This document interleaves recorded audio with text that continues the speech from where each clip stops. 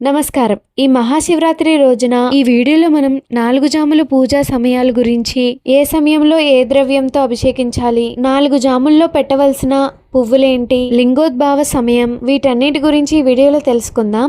మొదటి జాము సాయంత్రం 6:15 నుండి ప్రారంభమై 9:20 వరకు ఉంటుంది.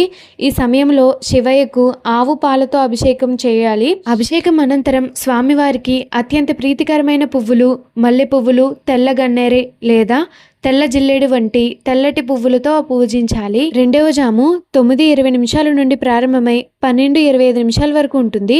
పరమశివుడికి పెరుగుతో అభిషేకం చేస్తే పసుపు పువ్వులతో అలంకరించాలి. ఇది మీకు ఆరోగ్యాలు ప్రసాదిస్తుంది. అలాగే ఈ సమయంలో ఆర్ధ పురుషార్థం కోసం ప్రార్థించండి. మూడవ జాము రాత్రి 12:25 నుండి 3:35 వరకు ఉంటుంది.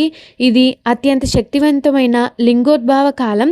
ఈ సమయంలో ఆవునేయితో అభిషేకం చేసి ఎర్రటి పువ్వులు అంటే మందారం, గన్నేరు వంటి ఎరుపు రంగు పువ్వులతో పూజించాలి. నాలుగవ జాము తెల్లవారుజామున 3:35 ప్రారంభమయ్యి ఉదయం 6:40 వరకు ఉంటుంది. చివరిగా శివయ్యను తేనెతో అభిషేకించి నీలిరంగు పువ్వులతో పూజించాలి. ఇది మోక్షాన్ని ప్రసాదిస్తుంది. మీకు వీటి గురించి పూర్తి వివరాలు కావాలంటే కిందున్న లింక్ ని క్లిక్ చేసి పూర్తి వీడియోని చూడండి.